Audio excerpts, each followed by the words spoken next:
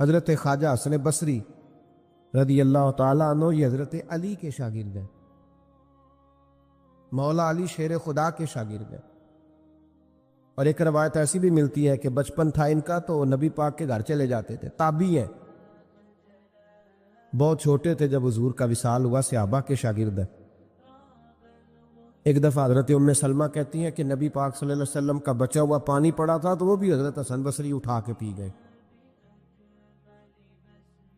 یعنی حضور علیہ السلام کا جھوٹا پینے کا بھی اللہ نے انہیں لعاب دہن شدہ پینے کا بھی بڑے صاحب بصیرت تھے۔ ایک بہت مالدار 30 سال کا نوجوان آ گیا، عبد الواحد زید، حضور میں نے مرید ہونا ہے۔ آپ نے فرمایا تو میرا بھائی بن جا، مجھ سے دین سیکھ، مرید ہو کے کیا کرے گا؟ کہنے لگا حضور میں باریکی تک پہنچ گیا ہوں، بھائی تو شریک ہوتے ہیں، تو مجھے بھائی نہ بنائے، مجھے غلام بنائے۔ تابع داری وہی کر سکتا ہے جو غلامی کرے، بھائی تو شریک ہوتے ہیں، وہ تو مقابلہ کرتے ہیں، غلام بنائے۔ حضرت حسن بصری، حضرت عبد الواحد بن زید رحمۃ اللہ علیہ فرماتے ہیں میں کروڑ پتی تھا، ہیرے جواہرات کا ٹھکانہ ہی نہیں تھا۔ تو حضرت حسن بصری رحمۃ اللہ علیہ فرمانے لگے تیرا میرا سٹیٹس ایک نہیں، تو میرا غلام کیسے بنے گا؟ تیرے گھر میں تو خود 20 غلام ہے، تیرا میرا سٹیٹس نہیں، میں غریب آدمی ہوں، ایک وقت کھا لیتا ہوں، 2 وقت بھوک کاٹ لیتا ہوں، تو شہزادہ ہے، سٹیٹس نہیں بنے گا۔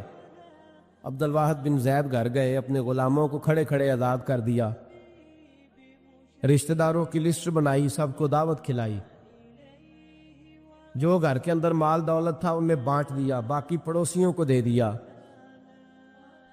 جو کپڑے پہنے ہوئے تھے وہ بھی اتار کے صدقہ کیے، ٹاٹ کا لباس پہن کے حضرت حسن بصری کے سامنے آ کے کھڑے ہوئے۔ خواجہ حسن بصری نظر اٹھائی، کہا اچھا یہ حال کیسے ہو گیا؟ کہا حضور ہر شے بیچ آیا ہوں۔ کہا کیوں؟ فرمانے لگے آپ نے کہا تھا تیرا میرا سٹیٹس نہیں، اب تو ایک ہو گیا ہے نا، اب تو سٹیٹس ایک ہو گیا نا، اب غلامی ملے گی؟ آپ نے فرمایا 3 شرطوں پہ قائم رہنا، 3 شرطوں پہ۔ ایک، اللہ والوں پہ زندگی میں اعتراض نہ کرنا، کبھی اللہ تعالیٰ کے بندوں پر اعتراض، کوئی چیز نظر آئے بھی تو شکوہ نہ کرنا، سمجھ لینا کہ میری نگاہ کی غلطی ہے۔ اور دوسرا، روز اپنے اوپر محنت کرنا، محبت کم نہیں ہونی چاہیے، بڑھنی چاہیے۔ اور تیسرا فرمایا مجھے کہنے کی ضرورت نہ پڑے، کہنے کی ضرورت، تجھے اشارہ سمجھ جانا چاہیے۔ عبد الواحد بن زید کہنے لگے حضور ملے گا کیا؟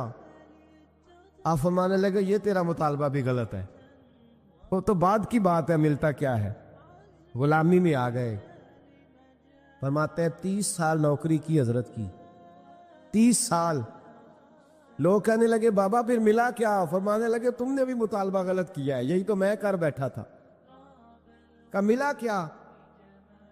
آپ فرمانے لگے میرا اس وقت حال یہ ہے کہ لوگ دعا کر کے رب سے لیتے ہیں، میں دعا نہیں کرتا، ابھی میں سوچتا بھی پورا نہیں، میرا رب وہ چیز پہلے مجھے عطا فرما دیتا ہے۔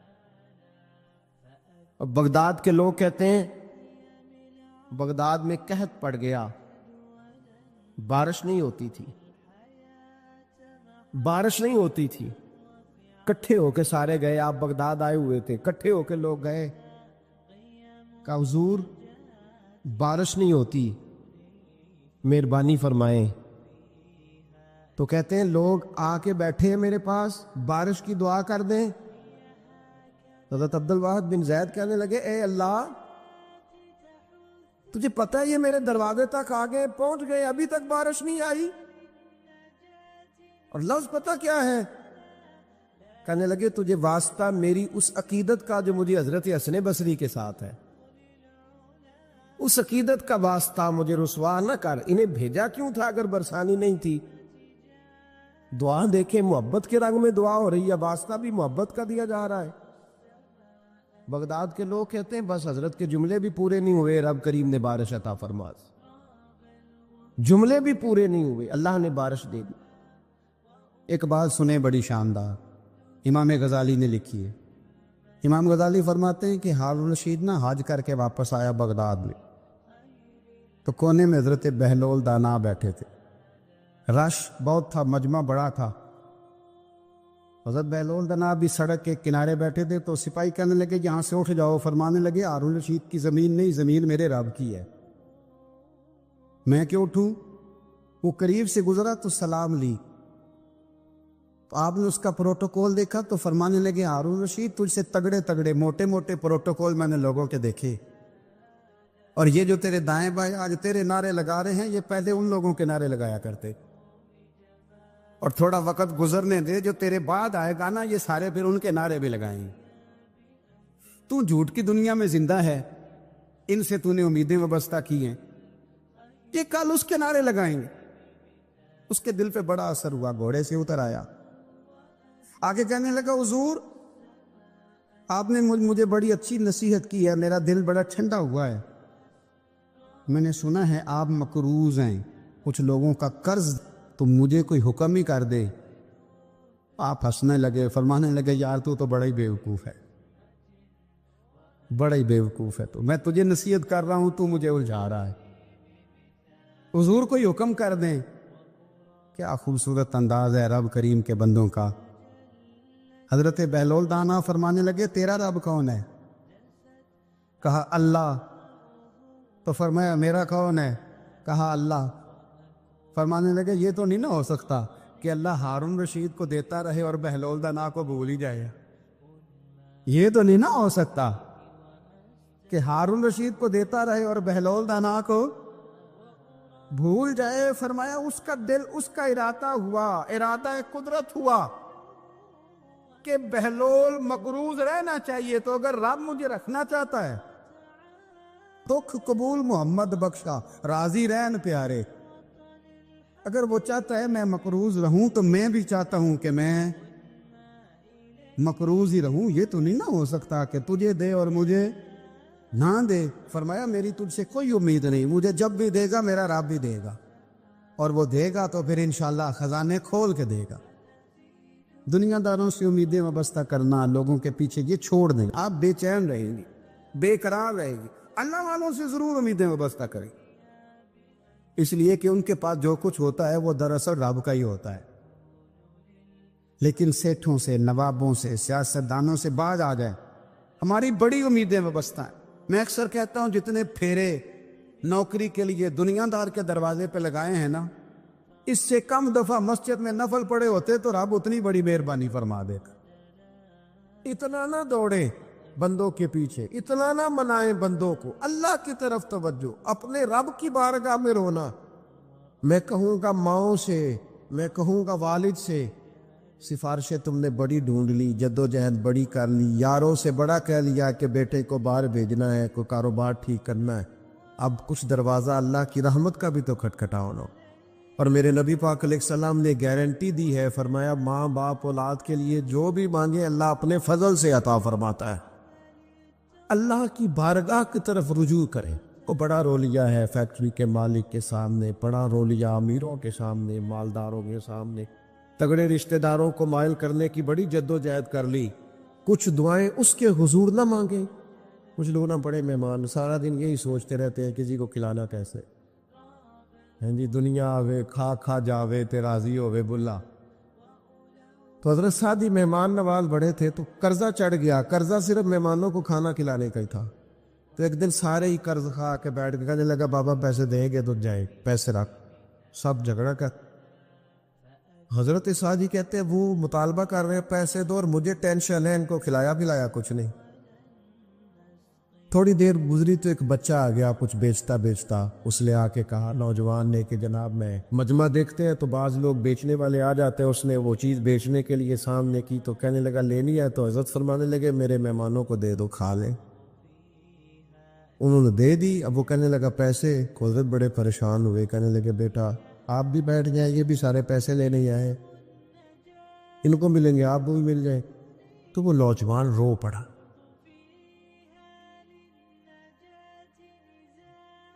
کہنے لگا حضرت صاحب میں تو یتیم ہوں، بہنیں اور ماں انتظار کر.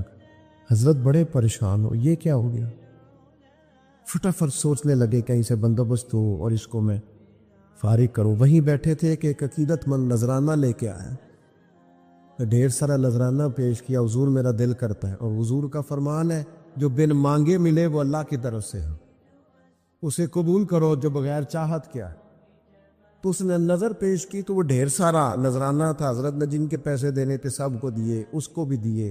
سب قرضے ادا کر کے بھی تھوڑے سے بچ گئے. إن أولى الناس بإبراهيم للذين اتبعوه وهذا النبي والذين آمنوا والله ولي المؤمنين ودت طائفة من أهل الكتاب لو يضلونكم وما يضلون إلا أنفسهم وما يشعرون يا أهل الكتاب لم تكفرون بآيات الله وأنتم تشهدون يا أهل الكتاب لم تلبسون الحق بالباطل وتكتمون الحق وأنتم تعلمون وقالت طائفة من أهل الكتاب آمنوا بالذي أنزل على الذين آمنوا وجه النهار واكفروا آخره لعلهم يرجعون ولا تؤمنوا إلا لمن تبع دينكم قل إن الهدى هدى الله أن يؤتى أحد مثل ما أوتيتم أو يحاجوكم عند ربكم قل إن الفضل بيد الله يؤتيه من يشاء والله واسع عليم يختص برحمته من يشاء والله ذو الفضل العظيم ومن أهل الكتاب من إن تأمنه بقنطار يؤده إليك ومنهم من إن تأمنه بدينار لا يؤده إليك إلا ما دمت عليه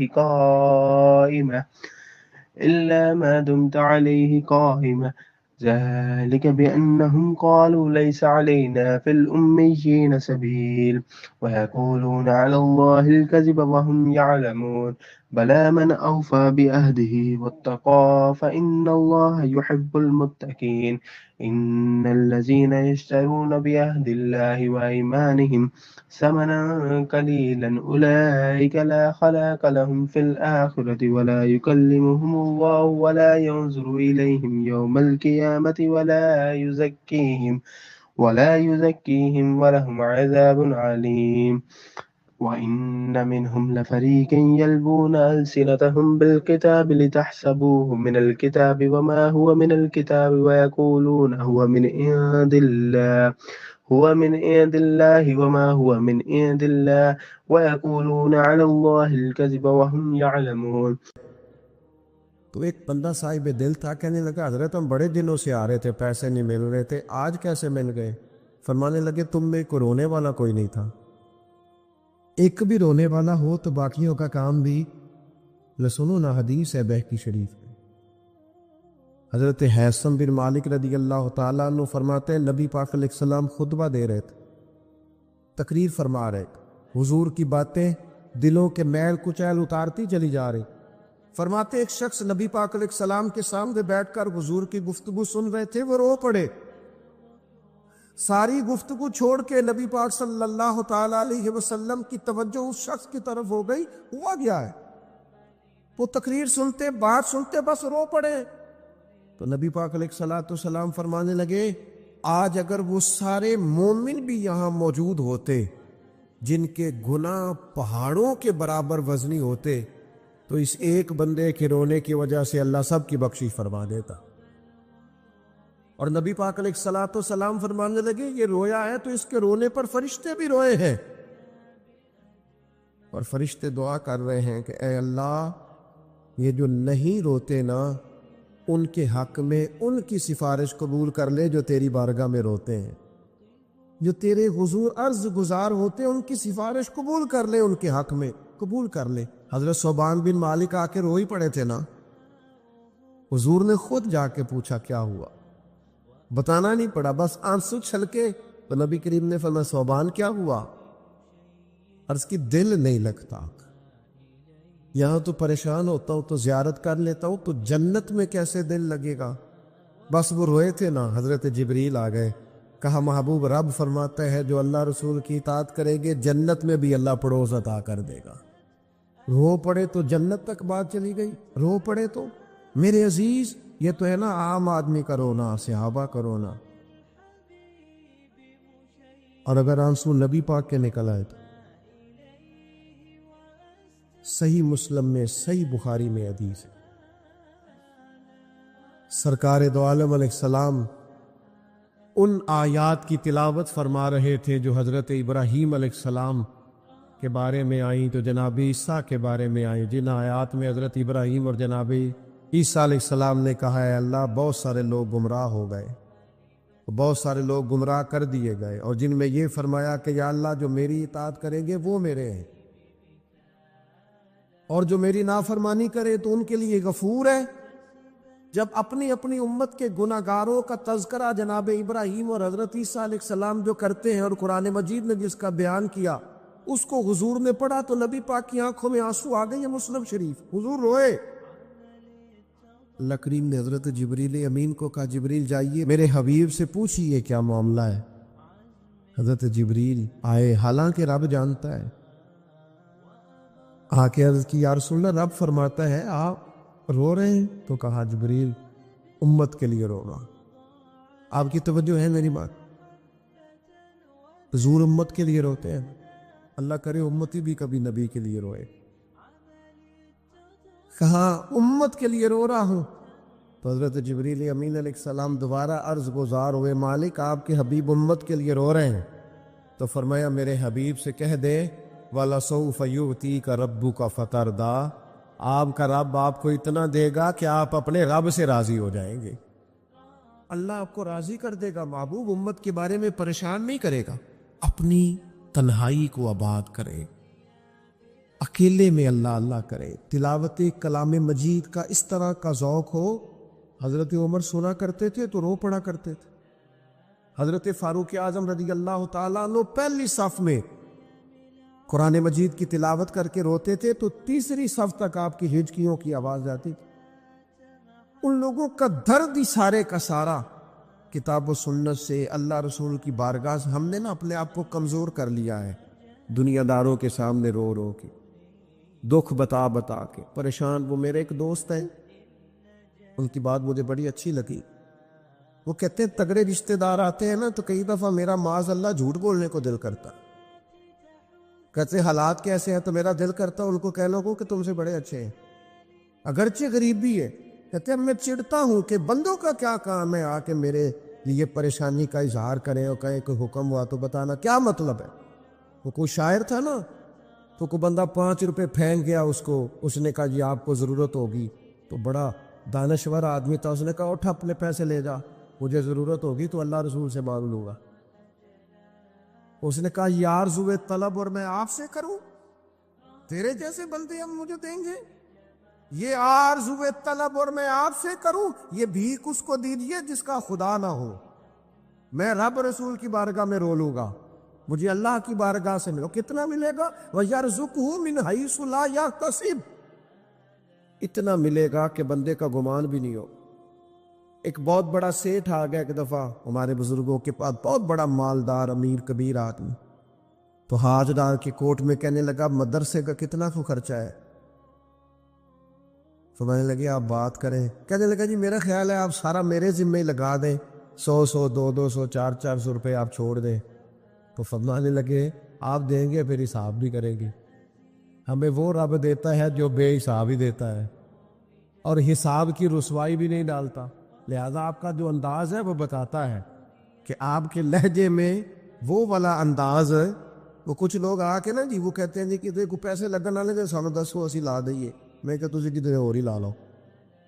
اگر آپ کو کسی پر اعتماد ہی نہیں ہے، آپ کا لہجہ ہی کچھ اور طرح کا ہے، تو اس کا معنی کیا ہے؟ میرے عزیز، لوگ تو تھوڑا دیتے ہیں تو پریشان کرتے، اس رب کی طرف رجوع کریں جو اتنا دیتا ہے کہ بندے لے لے کے تھکتے ہیں، تو دے کے نہیں تھکتا۔ اللہ کے حضور اپنے آنسو بہائیں، کچھ وقت عبادات کے لیے رکھیں۔ آپ جتنے بھی انبیاء کے تذکرے پر، حضرت شعیب علیہ السلام بڑا ہی رویا کرتے تھے۔ اللہ کریم نے پوچھا جنت کے لیے روتے ہو کہ دوزخ کے خوف سے؟ کہا مالک میں تو تیرے لیے روتا ہوں، تیری چاہت میں روتا ہوں، تیرے لیے آنسو بہاتا ہوں۔ میرے عزیز، انبیاء ہو، صلحاء ہو، اتقیاء ہو، صحابہ ہو، اہل بیت ہو، جم کے آنسو بہے. جنہیں رونا آ گیا نا انہیں منانا آ گیا، جنہیں رونا آ گیا ان پہ رحم آ گیا، جن کی آنکھیں چھلک پڑیں وہ محبوب کو پا گئے. شرط یہ ہے کہ تنہائی ہو، بندہ اکیلا ہو، رج روئے اور روئے اللہ رسول کے لیے، ان کی بارگاہ میں روئے. باہر تو نکلے تو پھر تو منہ دھو کے نکلے نا. آنسو بندوں کو نہیں دکھانے، آنسو اللہ رسول کو. میری آپ سے درد سے گزارش ہے، میں نے جیسے کہا نا دعائیں بڑا انقلاب برپا کرتی ہیں. ایک رات صرف میرے کہنے پر 2 رکعتیں نماز پڑھے، پھر استغفار پڑھے 70 بار، پھر اتنا ہی حضور کی بارگاہ میں درود و سلام عرض کرے، پھر حج کے روئے، اللہ سے عرض کرے اللہ اس وطن کے حالات بھی بدلو، اللہ امت کے لیے بھی آسانی کر، اللہ تعالیٰ فلسطین کے مسلمانوں کے لیے خیر فرما دے. ہم اگر اجتماعی طور پر اور انفرادی طور پر اپنے رب کی بارگاہ میں دعاؤں کا رشتہ مضبوط کریں گے نا تو وہ بڑا ہی کریم ہے. جب اتنے سارے لوگوں کے ہاتھ اٹھتے ہیں نا، میں یہاں بھی کئی دفعہ لمبی دعا کرتا ہوں جمعے کے بعد، سوچتا یہ ہوئی اتنا بڑا مجمع ہے، ہزاروں لوگ ہیں، تو ہو سکتا ہے کسی ایک نیک آدمی کی آمین سے کئیوں کا بھلا ہو جائے. کئیوں کی تو جم کے دعائیں کرے، اپنا رشتہ اپنے رب سے مضبوط کرے. ایک تو بندوں کے لیے نہیں رونا اور ایک بندوں کے سامنے نہیں رونا. رونا ہے تو اللہ کے لیے، اس کے محبوب کی محبت کے لیے، اور چونکہ یہ معاملہ ہی اللہ رسول کے ساتھ ہے تو پھر بندوں کے سامنے کیا رونا. جب ان کے لیے رونا ہے تو پھر ان کی بارگاہ میں رونا ہے. حضور علیہ السلام نے فرمایا بہت زیادہ ہنسنا دلوں کو مردہ کرتا. انسان ہوئے اس کے آنسو نکلے اللہ کے لیے، اس کے محبوب کی محبت کے لیے. نبی پاک صلی اللہ تعالیٰ علیہ وسلم نے فرمایا، بخاری شریف میں صحیح درجے کی روایت ہے، کریم فرماتے اگر تم وہ جان لیتے نا جو میں جانتا ہوں، اگر تمہیں اس کا علم ہوتا نا جس کا مجھے علم ہے، تو فرمایا تم رویا کرتے، تمہاری کیفیات اور ہو جاتی. بعض اوقات کچھ لوگ غیر سنجیدگی کا مظاہرہ کرتے، ہنستے ہیں، شغل بناتے. بہت سارے کام ایسے ہیں، بہت سارے فیوز و برکات ایسے ہیں جو انہیں ملنے ہوتے ہیں، نہیں مل پاتے. تو وہ غیر سنجیدگی، طبیعت کی، لہجے کی غیر سنجیدگی، ان سے وہ فیوز و برکات اٹھا لیتی. میں دوستوں سے کہتا ہوں، آپ کسی جگہ محفل میں جاتے ہیں، آپ کسی دینی اجتماع میں جاتے ہیں، لیکن رستے میں اگر آپ شغل کرتے ہوئے جا رہے ہیں، ہنستے ہوئے جا رہے ہیں، آپ نے کیا فائدہ حاصل کیا؟ آپ جہاں بھی جا رہے ہیں موبائل آپ کا آن ہے، موبائل دیکھ رہے ہیں، موبائل چلا رہے ہیں، موبائل ہی چل رہا ہے، تو آپ نے کیا سنجیدگی حاصل کی؟ پایا کیا؟ ہر کام صرف موبائل کے اسٹیٹس کے لیے کیا ہے. تم اگر وہ جان لیتے جو میں جانتا ہوں. اصحاب صفا کے پاس قرآن مجید کی کوئی آیت تلاوت کی گئی تو وہ رونے لگے، صحابہ رو پڑتے تھے، اللہ کے خوف سے، خشیت سے رو پڑتے. کوئی آیت تلاوت کی گئی، اصحاب صفا رو پڑے. ان کو روتا دیکھ کر حضور بھی آئے اور اللہ کے رسول کی آنکھوں میں بھی آنسو. اور پھر اللہ کے حبیب علیہ السلام نے اس عمل کا اظہار فرمایا. حضور فرمانے لگے جو آنکھیں رب کے خوف سے آنسو بہاتی ہیں نا، ان کو اللہ پھر دوزخ پر حرام کر دیتا، پھر وہ جہنم میں نہیں جائے گا. وہ اللہ کے خوف سے چھلک پڑی، جذبات ابل کر باہر آ گئے. سعادت مند لوگ ہوتے ہیں، سعادت مند. نبی پاک علیہ السلام نے فرمایا، ترمذی میں موجود ہے، حضور فرماتے 3 باتیں خوش بختی کی علامت ہے. یا رسول اللہ صلی اللہ تعالی علیہ وسلم کون سی؟ ایک تو حضور نے فرمایا اللہ سے ڈرو، اور دوسرا فرمایا بلا وجہ اپنے گھر سے نہ نکلو، اور تیسرا فرمایا اپنے گناہوں پر رویا کرو. اگر تمہیں رونا آ جاتا ہے تو یہ سعادت مندی ہے تمہارے. مجھے کچھ دوست کہتے ہیں مجھے غصہ بڑا آتا ہے، تو میں کہتا ہوں مجھے بھی بڑا آتا ہے، بڑا آتا ہے، لیکن اپنے گناہوں پر آتا ہے، اپنی غلطیوں پر آتا ہے. مجھے زندگی میں جتنا غصہ آیا ہے اپنی کوتاہیوں پر آیا. جہاں جہاں مجھ سے سستیاں ہوئی ہیں مجھے ان پر غصہ آتا ہے. اور جب اپنے آپ پر غصے سے فارغ ہو گئے تو کسی اور پر بھی کر لے. ابھی تو ڈھونڈتا پھرتا ہوں اے اقبال اپنے آپ کو، آپ ہی گویا مسافر، آپ ہی منزل ہوں میں۔ میرے عزیز، اگر انسان کو یہ سعادت مندی نصیب ہو جائے، وہ کبھی اپنے مالک کے خوف سے رو پڑے، کبھی اس کی محبت میں رو پڑے۔ مجھے بتائے نا، بچہ جب رو ہی پڑتا ہے تو پھر اماں سارے کام چھوڑ کے متوجہ ہو جاتا ہے۔ لوگ کہتے ہیں وہ میرے پاس آیا تھا تو بس رو ہی پڑا تھا، تو پھر میں کیا کرتا؟ وہ رو ہی پڑا ہے تو معاملہ ختم ہو گیا۔ بچے کی شدید غلطی پر اسے ڈانٹا تھا، پر وہ رو پڑا، نرم ہو گیا دل ماں کا، باپ کا، چچا کا، بڑوں کا، چونکہ وہ رو پڑا ہے۔ عزیز بھائی، جب تو بھی رب کی بارگاہ میں رو ہی پڑے گا، جب تو اس کی خشیت سے ٹوٹ ہی جائے گا، جب اس کے حضور آ کے عرض کرے گا نا مالک میں کہاں جاؤں تیری بارگاہ میں نہ ہوں، کہاں جاؤں؟ اعلیٰ حضرت بریلوی رحمۃ اللہ علیہ کے والد تھے، بڑے درد سے دعا کرتے تو لوگ ان سے دعائیں کرایا کرتے تھے، اور عجیب سے نا دعا کے اندر محو ہو جاتے تھے۔ اپنے لفظوں میں بات کروں تو بڑی خوب کے دعا کرتے سن۔ بعض بندے رٹیاں رٹائیاں دعاواں کر دے، بس وہ ٹھیک ہے، ہاتھ اٹھا دیے جو مولانا صاحب کہیں گے ہم، وہ بڑے محو ہو کے دعا کرتے تھے۔ اس نے ان سے کہا حضرت اتنی للہیت سے اور اتنی محویت سے اور اتنے ذوق سے دعا کیسے؟ فرمانے لگے میں نے اپنی بیوی سے طریقہ سیکھا۔ سیکھنے والے سبھی جگہ سے سیکھتے، اپنے بچوں سے بھی سیکھ لیتے، اور جن کا خیال ہونا ہمارے پاس کل عقل آ گئی ہے، وہ بیچارے عقل کو خیر بات کہہ دیتے، جن کو سارا ہی پتہ ہے انہیں کچھ پتہ نہیں ہے۔ کہتے بیوی سے سیکھا ہے دعا مانگنے کا طریقہ۔ حضرت وہ کیسے؟ فرمانے لگے اسے کوئی کام تھا مجھ سے، کوئی گھر کا خرچہ تھا، اس نے بتایا خرچہ، میں نے اسے کہا ابھی میرے پاس پیسے نہیں ہیں، آتے ہیں تو دوں گا۔ 2-4 دنوں کے بعد پھر اس نے کہا، میں نے کہا تھا گھر کے خرچے کے لیے کچھ پیسے، تو فرماتے ہیں میں نے کہا ابھی میرے پاس نہیں ہے، آتا ہوں تو دیتا۔ عورتوں کی عادت ہوتی ہے بار بار یاد کرانا، کہتے اس نے پھر یاد کرایا، اور میں نے گزارش کی تھی کچھ پیسے چاہیے، فرماتے مجھے غصہ آ گیا، میں نے کہا تم کیا روز ایک ہی بات کرتی ہے، تجھے کہا ہے نا ابھی پیسے نہیں ہیں، آتے ہیں تو دے دوں گا۔ ہر روز یاد کرانے کا کیا مطلب ہے؟ ایک ہی بات کا رٹا لگایا، پیسے چاہیے، پیسے ٹھیک ہے، خرچ ہے، آپ ٹھیک کہہ رہی، پر ابھی نہیں میرے پاس، کہتے میں نے ٹانٹ دیا۔ سعادت مند خاتون تھی، حوصلے سے ڈانٹ برداشت، تو کہنے لگی غلطی ہو گئی۔ اللهم صل على محمد وعلى آل محمد كما صليت على إبراهيم وعلى آل إبراهيم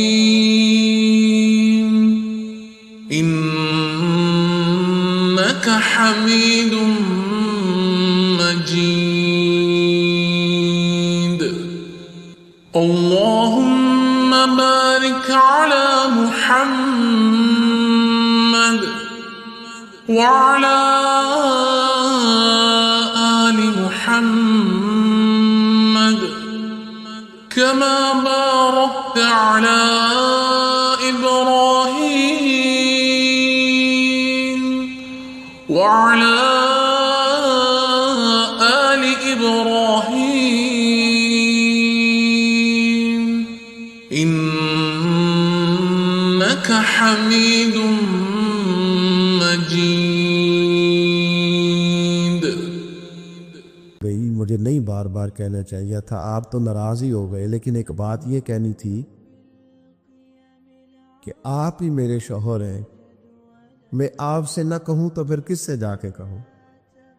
آپ سے کہنا ہے نا، میرے آپ ہے نا میرے سر کے تاج، تو کس سے اور کہوں؟ میں اور کسی سے کہوں؟ شیخ فرماتے ہیں میرے ہاتھ میں کچھ چیز تھی، ہاتھ کانپا، وہ چیز گری، چھم چھم میرے آنسو ٹپکے، چھم چھم میں رو پڑا۔ تو خاتون کہنے لگی آپ کیوں روئے، کیا ہوا؟ تو فرمانے لگے مجھے تو رب سے مانگنے کا طریقہ تو نہیں سکھا دی، جب میں اس کی بارگاہ میں عرض کروں گا نا مالک بڑے دروازوں پہ گیا ہوں کوئی نہیں میری سنتا، بڑے درد کے ساتھ میں نے کہا ہے پر فریاد کو کوئی نہیں پہنچا۔ اے اللہ تو ہی میرا رب ہے، پھر تجھے نہ کہوں تو کس کی بارگاہ میں جا کے کہوں؟ میں بیمار ہوں اور شفاؤں کے لیے ترس گیا، میں مقروض ہوں اور جان چھڑانے کے لیے ترس گیا، میں کمزور ہوں اور سعادت پانے کو ترس گیا ہوں، میں بے کیف ہوں اور سجدوں کی لذت کے لیے بے چین ہو گیا ہوں، میں بے کیف ہوں اور چاہتا ہوں میرا قرآن پاک کی تلاوت سے دل لگے، پر مالک جب توفیق تو دینے والا ہے تو پھر تجھ سے نہ کہوں تو میں کس سے جا کے؟ نبی پاک صلی اللہ تعالی علیہ وسلم نے فرمایا 2 آنکھیں دوزخ میں نہیں جائیں۔ یا رسول اللہ صلی اللہ علیہ وسلم اتنا کرم، وہ 2 آنکھیں کون سی ہیں؟ فرمایا ایک وہ جو اللہ کی راہ میں رات جاگتی رہی، کسی سرحد پر پہرا دیا، کوئی ڈیوٹی کی، کوئی خدمت کی راہ خدا میں، جو آنکھیں بیدار رہیں راہ خدا میں، دوزخ میں نہیں جائیں گی۔ اور دوسرا فرمایا جو رب کی یاد میں رو پڑی، جس سے خشیت آئی، جو ڈر گیا، پر ڈرا اللہ کے، آنسو فار سیل نہ ہو، کوئی اداکاری کا ماحول نہ بنائے، وہ اس طرح نہ ہو رو رو کے دعا، رکت انگیز دعا، اور فلاں کیا بات، فلاں کے بڑا رلایا اور فلاں میں بڑا درد تھا اور فلاں کے آنسو نکل آئے اور پیر صاحب قبلہ رو ہی پڑے، فار سیل نہ ہو چیزیں، اداکاری نہ ہو، اس کی طبیعت پر پورا اثر ہو۔ اور جب خشیت کے ساتھ وجود کانپتا ہے، وہ کسی نے کہا تھا کہ آنسو قربت کا سبب ہوتے ہیں۔ جب آپ کی روح کسی کی روح سے ملتی ہے تب آنسو نکلتا ہے۔ جب تو اللہ سے پورا جڑ جاتا ہے نا، جب رسول کائنات کی بارگاہ سے تیری پوری توجہ لگ جاتی ہے، پھر آنسو بن کر دل تے پار پوے جس ویلے ادو پار بناون اکھیاں، بے درداں محبوباں دے سارے ناز اٹھاون اکھیاں۔ عزیز دوست، جب آپ پورے طور پر جڑ جاتے، او یارو کتنا روئے ہیں مسلمان اقوام متحدہ کے سامنے جا کے، کتنی قراردادیں پیش کی تم نے سلامتی کونسل میں، حتیٰ کہ مسلمانوں کے جو امیر ملک تھے ان کی تنظیمیں بنی، کوئی مسلمانوں کی داد رسی کو نہیں پہنچا۔ میری کو بہت لمبی عمر تو نہیں ہے، پر میں نے برما میں مسلمانوں کے کٹتے ہوئے حالات دیکھے، خبریں آئیں، ہم نے دیکھی، کٹتے اور سسکتے مسلمان ہم نے دیکھے۔ ہم نے دیکھا لیبیا پہ حملہ ہوا اور ٹوٹ گیا سارا ملک۔ میں نے وہ منظر دیکھا جب غوث پاک کے بغداد میں بمب گرے۔ ہم نے وہ دور دیکھا جب کسی نے خبر دی کہ کربلا میں پھر سے کربلا برپا ہے۔ ہم نے وہ منظر دیکھا جب پتہ چلا کہ پھر سے مولا علی کے نجف اشرف کو اجاڑا جا رہا ہے۔ ہم نے وہ سارے منظر بار بار دیکھے، بار بار سنے، اور اب تو شرم آتی ہے۔ میرا دل کرتا ہے میں فلسطین کا نام نہ لیا کروں، شرم آتی۔ یہ کوئی ہماری تقریروں کے موضوع ہے؟ یہ کوئی ہمارے کالم نکلے کے عنوان ہے؟ یہ کوئی ہمارے موبائل پہ لگانے کے سٹیٹس ہیں؟ یہ تو شرم سے مر جانے کا مقام۔ یہ کوئی گردنیں اٹھا کے بات کرنے والی بات ہے؟ یہ موبائل پہ ایک دوسرے کو ویڈیو دکھانے کا منظر ہے؟